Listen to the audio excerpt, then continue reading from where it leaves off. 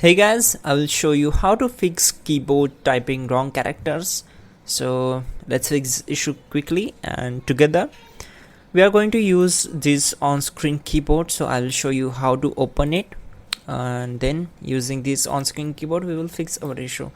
So first of all, right click on the start icon, click on settings, then make sure you have to select these three lines and go to accessibility, and just scroll down and click on keyboards and just enable this option on screen keyboard. If you disable it and again enable it, the on-screen keyboard window will pop up on your screen, and then we will close this settings.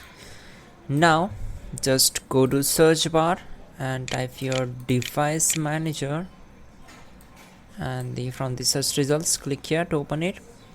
Then minimize this and go to keyboards, right click on the particular device, select properties, go to drivers tab, and here we go.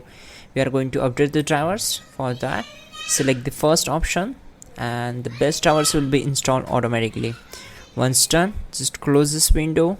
Again it will show you the new message, do you want to restart the system? We are going to restart the system, but before that we have to upgrade the more drivers. So go to the mice and other pointing devices. So right click on the particular device, select properties, go to drivers tab, update the drivers, and there we go. Once done, we will execute the one more